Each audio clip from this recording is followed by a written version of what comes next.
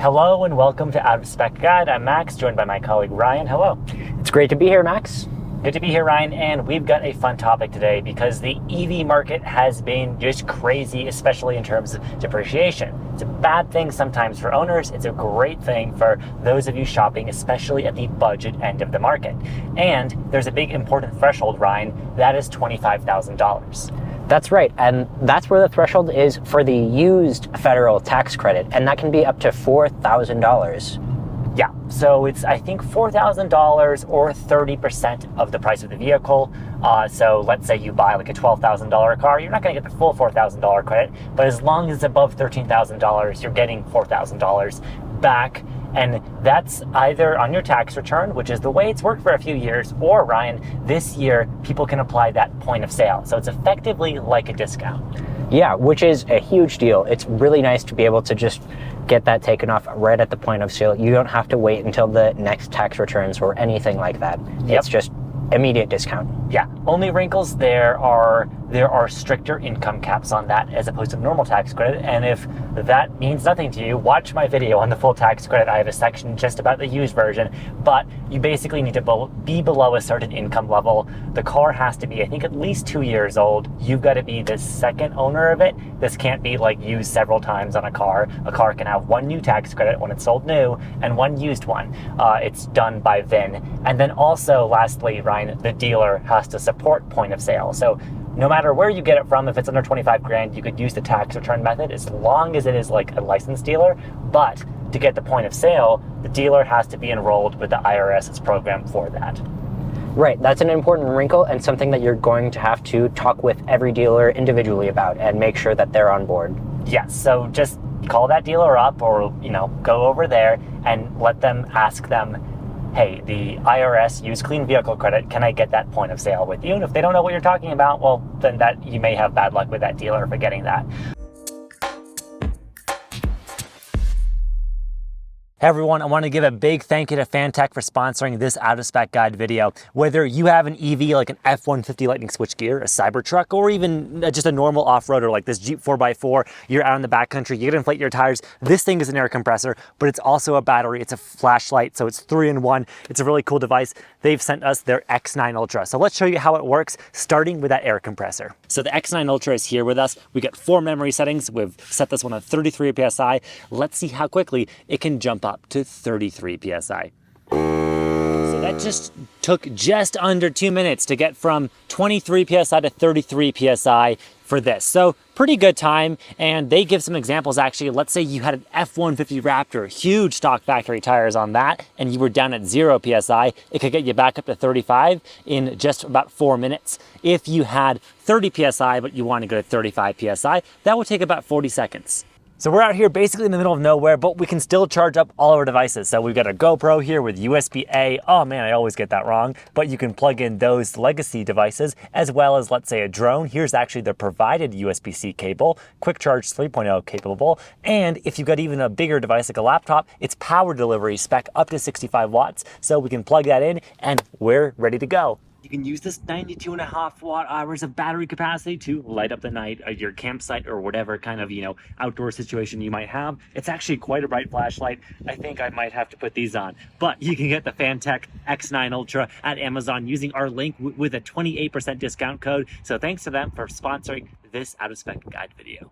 This is actually one of the first things I did for Out of Spec was look at sub $25,000 EVs like a year and a half ago. And the market was so different then because at that point in time, there were mainly what we call compliance cars. Cars that I don't think people could realistically daily drive as their only car in most parts of the country.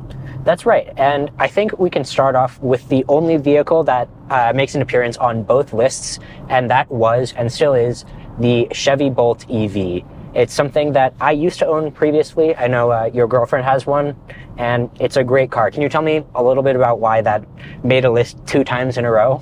Yes, well, JD Power winner, I don't know actually, but it's our winner because it is just a darn great vehicle. When it came out in 2017, well, model year 2017, 2016, they actually beat the Tesla Model 3 to market. They had a 66 kilowatt hour battery, which in nerd speak means they were giving you the goods. You got, I think, 230 miles of EPA estimated range from day one on the Bolt. And they've updated the Bolt over the years. I think in 21 it had a facelift, which was, you know, nice, and it got some interior tech upgrades, but generally the powertrain of the car stayed true right up until the end of production, which was a few months ago. So you can only get a Bolt used now. I think there may be some new inventory floating around, but generally only used. And Ryan, at this point, there's a lot of them well under 25 grand. Gosha, my girlfriend, got one, and we made a video about it at like 20 grand. It was a 20, I think, what was it? 2019 LT model that she got for 20 grand. Now you can get those for even cheaper. So values on them are great. There's lots of Bolts floating around, and you had one, Ryan. What are the things to know for people who are maybe getting it as their first EV and depending on it as a daily? Well, I think the first thing that you have to know if you're getting a Bolt is that the fast charging is not good. End of story, period. It's not good. You can take it on a road trip. It's possible. But if you want to do more than, say, 400 miles in a day, it's going to be pretty rough. It's not fun. I've done it plenty of times. You can do it. I highly recommend against it. So if you plan to do a lot of road trips, a lot of distance traveling with your Bolt, you might want to consider something else. And another thing to keep in mind that's actually quite important was a massive recall that occurred a few years back, which you may or may not remember, but there were battery fires, and it was huge news. Cars were catching on fire. There were almost 24 of them that caught on fire. And of course, of the hundreds of thousands of Bolts that were made, only a few dozen catching fire is not that many proportionally. However, EV fires are a big concern because when they do catch fire, they're more difficult to put out. However, again, the risks are pretty small, and all vehicles that were affected were offered a free battery replacement. And that made sure that you had a battery that was free of any defects. And you can be sure to make sure that you get a car with that replaced battery by checking the VIN. I believe Chevy still has a place on their website where you can double check that. So just make sure that you're getting a vehicle with the updated replaced battery. Okay, Ryan, what is the next car on the list? Next one, to me, is a really great competitor with the Bolt, and that's the Hyundai Kona Electric. And it's a little bit pricier than the Bolt, but it should have comparable range and a little bit better charging. It's not going to be great, but it's more serviceable, and you could use it on longer trips. Again, it's not going to be great, but better than the Bolt. Yeah, when we say not great, we mean in the case of the Bolt, to charge from 10% to like 80% battery, it takes like an hour on the Bolt, right? At a DC fast charger. On the Kona, I think it's more like 45, 50 minutes, maybe even a little bit quicker, but it's basically nominal speed is 75 kilowatts, what it's rated for peak at a DC fast charger. The Bolt was like 50 kilowatts. 55, but yeah, it's a big jump when you're only talking about 55 to 75 kilowatts. Yeah. It's a considerable difference. Yeah, but a very similar size battery, so similar-ish range. It's also a pretty efficient car. It rides a little bit taller than Bolt, I think, more like that Bolt EUV ride style. So if you absolutely want a hatchback and don't want the SUV style, maybe the Kona is not for you. But I think for a lot of people, the Kona is a ridiculously practical car. Gosha, actually, my girlfriend, had a Kona, a gas one, before she had the Bolt, and her dream was actually just to get the electric version of it because she loved her car. But at that point in time, the prices weren't quite as low as they were now. I definitely agree with that assessment. If you want something that looks like a little bit more like a crossover SUV, I think the Kona is a great option. I think actually in the real world, the dimensions are really close between it and the Bolt, but again, both really great options. And that brings us to our next thing, which is the Kia Niro, which is basically like a sister vehicle to the Hyundai Kona. It's a little bit more expensive than the Kona and has a little bit more premium features here and there. But again, sister vehicle, so it has a lot of the same guts. It'll have the same or very similar range, same charging. A lot of that stuff will be very similar. The only problem is it seems like it's kind of tough to try to find one under $25,000. Yeah, maybe there weren't as many made, or it was always a little bit more of a premium price. However, what I've noticed, Ryan, is I know we're talking about under 25 grand EVs in this video, but if you have a bit more flexible room in your budget, they did make a big update to the Niro for 23 model year, I believe, and those have experienced really steep depreciation from what their MSRP was. And so if you have a budget of like up to 30 grand, you can get like a really nice Niro just for like a year or two old, and those with the facelift Ryan had a lot of nice tech. The interior in those was really well appointed. I think it's a fine looking vehicle. They increased the like cargo dimensions a bit, so great vehicle. Yeah, a really good one, and if you can find one, that'd be great. One thing again to keep in mind if you're looking at that slightly higher price point is we still have that $25,000 tax credit limit. So if you're looking at that higher price point, you're not going to get that federal tax incentive. Yep. However, that brings us on to our next vehicle, which is the car that we're in right now, a Polestar 2. Now, it might be tough. You might be able to find a Polestar 2 Performance, but they're probably not a performance. Maybe not a performance? Yeah. Sometime soon, maybe. Yeah. But they're starting to creep under 25 grand for some of the older Polestar models. Yeah, the launch model year ones, sometimes with even like the Plus package or one of the option packages, there were Plus, Pilot, and Performance on these ones. But yeah, it'll be launch model year, and they haven't really changed Polestar 2 mechanically much since launch. I did review the 2024 model year, the one they're currently selling, and that one, especially in the base model, has is a little bit larger battery. It charges better. However, it's an absurd premium to pay what you're paying getting one new for, and it doesn't qualify for the new tax credit. So used Polestar 2s can make a lot of sense. Like Ryan was saying, you're gonna have to look pretty hard to find one under 25 grand. It's probably gonna be an ex-rental car. It's probably gonna be pretty high mileage, like 40,000 miles or more. But if you can get one, it's a pretty nice vehicle. I mean, I'm biased, of course. I have one that I love, but you know, DC charges adequately, I would say, comparable to like a modern base Tesla in terms of charging potential. It's up like 35 minutes, 10 to 80%. And then it also has decent range because it has a sizable-ish battery, 78 kilowatt hours. The downside with the Polestar 2 is it's just inefficient. So if you are thinking long-term, you're one of these people who plan out, here's how much my gas costs, here's how much my electricity costs.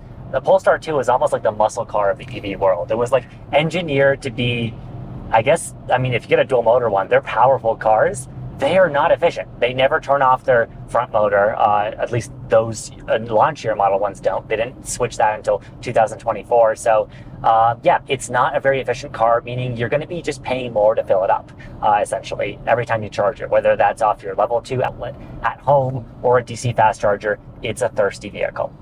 That's right. And of course, again, on the other hand, the benefits are you're getting a lot of car for that, hopefully somewhere around $25,000 price. It's a really nice vehicle. Between premium and luxury, it's somewhere in that space. It's really nice. And as a Model 3 owner, I can easily say this is a much nicer interior, just as far as materials and where I'd want to be spending time for just a short while. And it's nicely, spec'd for actually being able to charge with the Tesla adapter because it has the charge port in the right place for supercharger, so you're not going to need to take up an extra spot. And the built-in software for preconditioning the battery with Google Maps is pretty decent. Yeah, and it should be mentioned that Polestar will be gaining access to the Tesla supercharger network sometime in the near future, but they do not currently have access. Yes, so definitely a nice vehicle, especially for those of you who are more kind of willing to hunt for one and maybe more tech discerning. It's pretty high tech. However, we get down on our list and we have some other really compelling stuff. Yeah, next one on our list, we've got a Tesla Model 3, and you're going to be able to find some of these, but most of these are going to be a lot higher mileage. A lot of them will be former rental vehicles, and there's actually a bit of concern when it comes to rental vehicles. And contrary to what some may believe, it does not have to do with fast charging. In fact, fast charging is actually not that bad for your battery. Generally speaking, engineers create these batteries with fast charging in mind, so it's not that bad. However, there are other things that you can do to a battery that will damage it and cause accelerated degradation. Some of those things include leaving it at high states of charge, so just plugging it in and leaving it at 100%, or leaving it at low states of charge for really long times. Either of those things can be problematic, and unfortunately, that can be what happens with rental car fleets. Sometimes people will return a vehicle at low state of charge, and it won't get charged for a really long time. Alternatively, they'll return a vehicle and it'll be fully charged and it'll just sit there for weeks. So there's certainly a concern when it comes to these used rental vehicles as far as how its past was, how it was treated, whether or not the battery degradation is going to be reasonable. That applies to Polestar 2 as well, which we mentioned before, right? A lot of those were ex-rentals, and Model 3, I think even more so. Hertz had a huge stock of them. And a lot of Model 3s, even if they're not rental vehicles, Ryan, they were probably, or many of them have been owned by rideshare drivers who also can be quite, hard on their vehicles. They're driven pretty hard each day in those conditions where maybe they're charging them up to 100% because they don't know better, or they're driving them down to almost empty because their job involves ferrying people around. It's a hard use case on an EV. Certainly, and I think this goes similarly with not just EVs, but any car. Any formal rideshare vehicle or rental fleet vehicle is going to have had a tough, strenuous life. So it's really important to really look carefully and make sure that you do your due diligence on those types of vehicles. Yeah. Model 3, though, is a great vehicle. I mean, it's aged pretty spectacularly from like a drivetrain point of view. I think for under 25 grand, you're comfortably getting the standard or the standard plus one spec. So rear wheel drive car, perfectly adequate, pretty quick. You can even find some like dual motor long range ones as well, if you can find one of the newer Model 3s. But yeah, if you keep it under 25 grand, there's actually just so darn many of them out there that I don't think it's too hard to find. And then you get access to the Tesla software experience, which is pretty nice. Yeah, and of course, with that software experience, you also get access to the Tesla Supercharger network. And of the vehicles we have on the list, I would say without a doubt, the Model 3 is the most capable for road trips. So if you plan to do cross-country road trips or a lot of long trips, a lot of distance stuff, I think the Model 3 is going to be your best bet. Yeah, it's both very efficient and obviously because of Tesla Superchargers, a very nice charger. It also, I would say, interior build quality, you've probably heard there's some issues, especially on those earlier model years, not going to be quite as well built as like a Polestar 2 or even like a Kia Niro. Maybe you'll get lucky and get one that has no issues, but if you're like Colton from Spec Detailing and you like to bring out, look for polishing swirl marks and stuff, you're probably going to find things you don't like. But if you just want transportation, it's probably the best option on this list, like Ryan was saying, for road trips and those longer hauls. Certainly. And then that brings us to possibly one of the worst cars on our list, which would be a high mileage, older Tesla Model S. So we're talking like 2016 or older. Now, you can find these under 25 grand, but I wouldn't necessarily recommend that to someone. And why is that, Ryan? Because Model S is was a really nice car when it came out. It still was a really nice car if you get it. So I can start with some of the good stuff. It's got good tech still. So like the screen is very responsive and all that. It's got a good powertrain as far as it's a decent battery. As far as range goes, decently quick. The problem is that you're getting a nearly 10-year-old luxury car that was Tesla's first attempt at making a car. They hadn't worked out all the bugs. When things go wrong, a lot of stuff goes wrong, and it can get very expensive very quickly. And I've heard plenty of stories of people just chasing bugs left and right, and the entire ownership experience can just be one long experience of trying to figure out how to fix this one small thing and then figure out how to fix that next small thing. So it's just this big old goose chase where you're trying to figure out how to get this car back to its former self, but it's tough and it may not be able to get all the way there. However, for those of you really interested in tech, really want to get something cool, interesting, and want to be part of that experience, be involved in, I guess, just that Tesla lifestyle, I suppose, it is an option for you. Yeah, it's kind of almost like buying, the conventional wisdom of just buying a heavily depreciated luxury car. You find a lot of those issues in Model S, right? Many of those had air suspension, and like you mentioned, the battery and motors that can, with 200,000 plus miles easily, so sometimes have issues, even as reliable as EVs tend to be. Like a heavily depreciated luxury car, yeah, you might be really happy your first outing with it, but if you're depending on it on a trip and you're not ready and equipped for it in terms of service and know-how, you're just gonna have a really stressful time, and you might be facing some really scary expensive repair bills, especially like you were saying, Ryan, this being Tesla's first vehicle. Tesla, to be honest, doesn't have a great history of supporting their vehicles in the long term in terms of reasonable repairs and access to parts, because from their perspective, they've moved on. The future is now Model 3 and Model Y. This is like, you're going to basically be a thorn in the side of your local Tesla service center. They're probably going to be scratching their heads from time to time, and they're probably going to give you some pretty scary looking repair bills.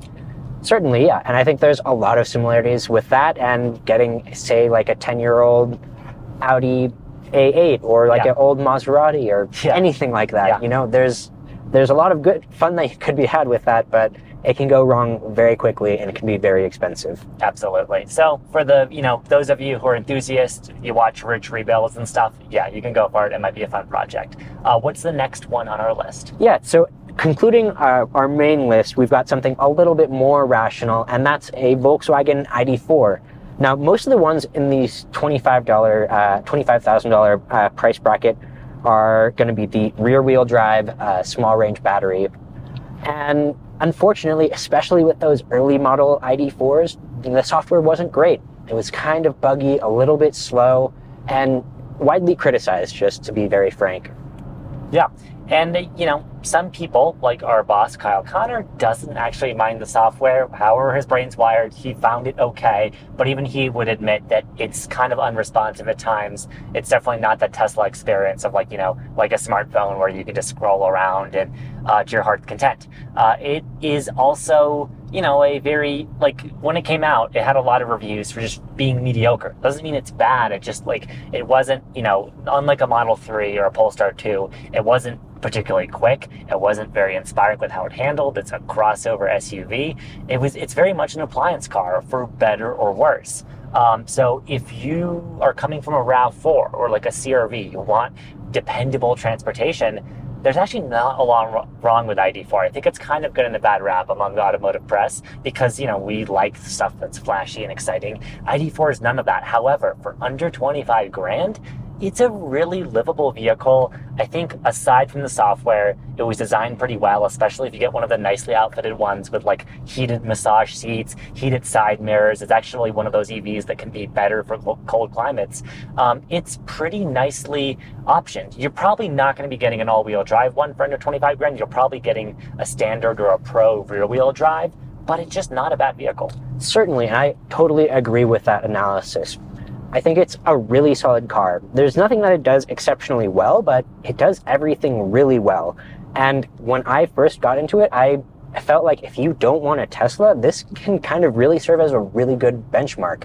And when I say that, I mean that it's got great range, great charging. Sorry, let me start that over. It doesn't have great range and great charging. It's got solid range, solid charging, okay tech. The whole experience is just very solid through and through. And whenever you get into another EV, at least in my opinion, it should be at least that good.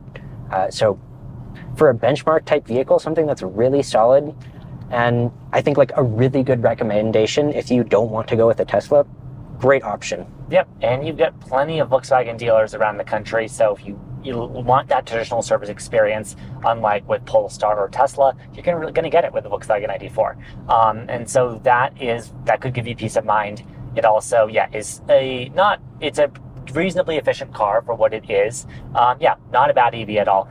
So Ryan, all of the ones we brought up in that main list, they've got over 200 miles of dependable range, decent charging. They're livable. It's people's only car. However, we know some of you watching really want a true budget option. Maybe you have another car or you live in a city and you have different needs. Well, here's our honorable mentions for EVs that can be actually really cheap, still kind of cool, but aren't going to be the ones you will want to take on a ski trip or cross country. Yeah, I think objectively, these are not great decisions as far as how you're spending your money and value, but I still think they're a lot of fun, and I would not blame anyone for getting them. In fact, one of these is in our garage right now. So the first one on our list is a BMW i3, and those first came out, a decade ago? 2014 model year, yes. Way ahead of its time.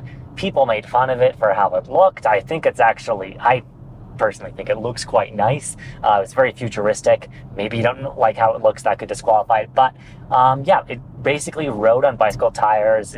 carbon fiber reinforced plastic chassis, all aluminum. I mean, there was a lot of really cool engineering that went into it. It was BMW's first real mainstream effort at a fully electric car. And it was unashamedly a city car. I think the launch one had like 90 miles of range. As the years went on, it increased. So at this point, for under 25 grand, you can get like a 2017 or newer i3 with, at that point, the biggest battery they ever had, or no, sorry, 2019. Those went up to like 150 miles comfortably at EV range. That's actually not bad. Some of them even had a range extender. However, things like that range extender in particular, and also the fact that they're a BMW and they have bespoke tires that no other vehicle shares a model with, mean that they can be finicky to service. Certainly, and a lot of unique parts, and you kind of alluded to it with like the carbon fiber reinforced chassis, aluminum panels, all this really cool, really interesting stuff. Makes it a really cool, interesting car. Doesn't make it really cool and interesting when it comes to servicing and repairing. But again, a really cool, really fun car. Also rear-wheel drive, which is pretty fun. Yes, yeah, rear-wheel drive, you know, as cars should be, and like good weight distribution because it's an EV, so surprisingly fun to drive around given its narrow tires. Also, I've heard from several people here in Colorado, we get real winter, who put on the OE spec winter tire, which by the way is the only winter tire you can get for it. I think the Michelin X-Ice, or sorry, it's Bridgestone Blizzak, that they made bespoke for that size. If you put on the right rubber on it, it's actually, despite being rear-wheel drive, people say a pretty confident winter cruiser. Your range, though, is not going to be great. So I think that's going to be true for all of these vehicles. Yeah, but yeah, and also I wouldn't live if you have like a commute that it's heavily highway based because of those narrow tires and it's just small size. Maybe not super confident handling for that. But you live in a city or like you mainly do suburban driving, really, really fun little vehicle. Certainly. The next car on our list is the Hyundai IONIQ, and not the IONIQ 5, not anything like that, just the IONIQ. And this was actually a much older vehicle. It came out, they had a gas as well as plug-in hybrid version as well, but they also came out with an EV version, and it was fairly limited on range, and it had very slow DC fast charging, kind of similar to the Bolt, possibly a little bit worse even. Mm-hmm. I think it was 30 kilowatts. It was like really not a good, really poor and not as good range, and they're pretty tough to find. It's tough to find them for sale, but if you can find them, one thing that's really cool about them is insane efficiency. Actually, I think it's still one of the most efficient EVs ever made, way ahead of its time. Hyundai has always really been good at engineering that. I want to say they had a heat pump, I'm not entirely sure, but I know like the way they designed these, from the climate system through the drivetrain all the way down, they really thought about efficiency in a way that like GM nowadays seems to not even be able to. So they were really ahead of their time, and it's a really, really cool commuter potentially because of that efficiency. That means that you're going to be paying less, even less for electricity, and I don't honestly know the servicing situation for those that well, because like you were saying, Ryan, there's not that many of them floating around. So again, it's more of a honorable mention pick. Maybe not the best mainstream daily car, but if you are into efficiency, if you want to say you have a Hyundai IONIQ, like we have a Hyundai IONIQ at home, it's the IONIQ EV. It's actually it's a cool sedan. Yeah. Next, we go on to another one from the Hyundai Motor Group, but Kia this time, the Kia Soul EV. And that was a pretty cool one. And to me, I think this is just a cooler Nissan LEAF, more or less. Yeah. It's got probably similar range, which is to say not very good. And it's also CHAdeMO as well. Yeah, so we'll get into that with the Nissan LEAF. But basically, not going to be a vehicle you want to fast charge if you can even find an available plug for. It wasn't never really made to be a road tripping EV. I think they had like 150 mile range, so not terrible range, but more of a city car, and it's a Kia Soul. So yes, which for all the good and bad that entails. It's not a huge car, however, because of its boxy design, you can actually stow a lot of things in it. It's fun, it's got a quirky interior, like another car we'll get down to in our list. So, Kia Soul, you love it or hate it. If you love it, the EV version of it they made in the US is nice. It's a shame because there's those of you who are European watching might say, why aren't you talking about the new Kia Soul EV? That's great. We don't get that. I think Canada might even get it. I know for sure Europe gets it, but the US doesn't. There's a new updated version of this vehicle. It's a little more expensive, but it's really cool. We don't get it, sadly. So the old one, however, great used option. Yep, and the next one brings us to the Mazda MX-30, which was, I think when it was on sale, the worst EV on sale. It was unreasonably expensive, and I think it got like 130 miles of range, very poor fast charging. It's just not a very good EV, but it's really unique, it's really weird, it's quirky, it's got a different shape, some weird doors as well. Yeah, I don't think it's bad looking, to be honest. Of all the things that are wrong with it, like all Mazda vehicles, it's got an elegance around it. The interior, like you were saying, funky experimental cork, recycled denim. They used a lot of cool materials. So there were some fun things going on with it. However, it's on this list because even at its heavily depreciated price, it doesn't have good range. It's not even that efficient. It has terrible charging performance. So it's very much, and also I think they were only sold in California. So there's not even that many of them. But if you want to be that guy, MX-30 EV, it's actually not a terrible used option now. Yeah, if you can find one of the like 7 that were ever sold, that'd be pretty cool. It's going to be a really cool flex at the very least for, you know, if you run into an EV nerd like us, like respect. However, I don't know if your Mazda dealer will like you. A slightly more reasonable option in a similar vein would be the Mini SE, which again, just not a very good electric vehicle.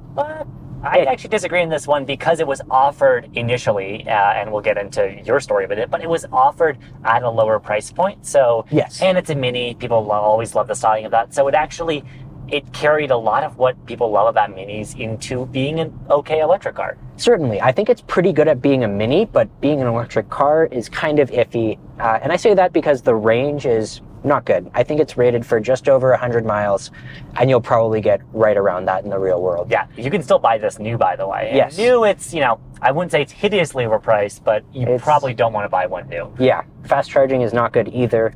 However, my girlfriend actually just leased one because they've got insane lease deals. It was $18,000 capitalized cost reduction for her, so that was crazy. So that means she's paying like $250 a month for $220 a month. $220 a month to drive a modern, fun Mini. And if you've been in a recent Mini, you know, I actually also leased a gas Mini on the same platform because they just converted it to EV. The F56 Mini, for those of you Mini nerds out there. It's a really fun, you know, front-wheel drive BMW platform. You got nice steering, really nice suspension. If you're like, if you have a gas car or a Tesla or an EV that's like good for road trips, but you want a second car just to have fun with, this is a great addition to the garage. I couldn't agree anymore with that. It's so much fun. It's a blast to drive. And now, whenever there's an opportunity, I'm not driving the Model 3, I'm driving my girlfriend's Mini. Yeah, it's just way more fun to drive. Yeah, and if you can look cooler probably driving it. Certainly. Yeah. If you can make it work for your use case, I think the Mini SE is a ton of fun. And that brings us to another vehicle on our list, one of the more boring ones, a Nissan LEAF. Yes, and this is the most complicated, qualified thing we'll pick. Nissan LEAF, also still for sale new. Unlike the Mini SE, I would say in no circumstance buy this new. It is an obsolete car technologically in almost every way at this point. It has no active thermal cooling, no active thermal management for its battery. So they have terrible battery degradation over time. They've improved it over the years, but it's not great. It has an obsolete fast charging standard called CHAdeMO instead of the combined charging system or the upcoming Tesla North American charging standard that other vehicles will have. It can't use either of those, can't adapt to them because it's stuck on a dead charging standard. So this, as a used option, though, we put it here for honorable mentions because you can get the first gen LEAF, like 2013 model year, like really early ones, for at this point like $5-6 grand. And at that price, it's a kind of cool runabout city car. Yeah, if it can work for your use case, you know, that's a solid way to spend a few grand. And I think if you have home charging and just need something to get around, it can definitely work for that. And if you're looking for something under 10 grand, you're not going to find anything better than a LEAF, in my opinion, I think. Mitsubishi IONIQ, Fiat 500e maybe, but the LEAF I think is a better EV than both of those, just in terms of being a commuter at least. So yeah, it's fine. It's like the new standard professor car. Like every professor here at CU Boulder or I think schools around the country now drive the Nissan LEAF. That's like the GOAT. It's the new Volvo for that. So if you work at a university, sorry, if you're a faculty at university, then go ahead for sure. And plug into your available charge point or Blink charging station and charge to 100% every day. Well, you need to charge to 100%. You're going to use it. Yes. But we make fun of LEAF owners. There's a lot of them out there, but it's, like as we've said, not a bad car at its heavily depreciated price. Yeah, and anyone who's driving a LEAF is they're knowledgeable about EVs and they're making it work. So hats off to them. Yeah. The last thing that we have a mention of is the Nissan ARIYA, which I am absolutely shocked to see on this list. I put honorable mention here because I can't, on Auto Trader, when I look nationwide, I found one that was right bang on $25,000. So if you find a situation like that, the dealer is willing to give you a little bit of wiggle room because sales tax is actually exempt from the 25 grand price cap, then this can be fantastic. I would say as a new vehicle, kind of like the LEAF at this point now, it's a little more competitive. It's more modern. It's got CCS charging, which is the modern DC fast charging standard. It's kind of like the ID.4. It's a just average, fine EV. However, like the ID.4, if you can get a used one under 25 grand, we're starting to see them. This could be pretty sweet. Yeah, that's when it starts to get more compelling. At the MSRP prices, even with a recent price cut for the ARIYA, I don't think it's the most compelling EV. However, if you can find one that's used for 25 grand and get that federal tax credit for 4 grand, I think that's a steal. Yeah, not one to pass up at that point. There's a few others that I'm really excited to see that we're still seeing over 25 grand, but I think within the next few months, maybe when you're watching this video, will fall under 25 grand. So really quickly here, as we wrap up, I'll just throw in, Ryan, Kia EV6s. Those are actually starting to fall reliably under 30 grand. So EV6 is a really modern vehicle, great charging performance, handles well, looks cool styling, I think. Maybe it's not to your liking, but really livable crossover type vehicle, and pretty great for that price. Yeah, really good good range and class leading charging. Yeah, like 8 high voltage charging, so it's very much a future forward car, and software is not the greatest in it, not the best tech. I think they've improved that a lot in their newer cars like EV9, but no reason to pass it up if you find one for a really good price. So that's on my watch list. And like we said earlier, I think the vehicles that are on the threshold here, like Polestar 2 and Kia Niro EV, I'm hoping to see, as we publish this video in the weeks to come, reliably fall under 25 grand. Any other kind of wild cards you think, Ryan, that we might want to look out for? Audi e-tron might sometime in the near-ish future start to get around that price. However, I think that's going to have a lot of the similar problems that you'll see with the older Model S's, in that when stuff goes wrong, it will be very expensive to fix it. Yes, the nice thing is, aside from the dash material, which was recalled, everything else in those vehicles, unlike a Model S, was really well built. They are like bank vaults. Like it is the epitome of German engineering for all the good and bad that entails. So complicated air suspension, it's not very efficient. Lots, if you've got to, get some even like paintless dent repair or paint touch-up work or anything cosmetic or non-cosmetic, tires, anything done on it, it's just going to be expensive. It's a big Audi. Yep, and that's the reality of a depreciated vehicle, not just an EV. Yeah, depreciated luxury vehicles, you're still going to pay luxury prices. But that is our list of the really compelling, right now, under 25 grand EVs and all of those honorable mentions. Hopefully this has been helpful for you. And again, these are a lot of models.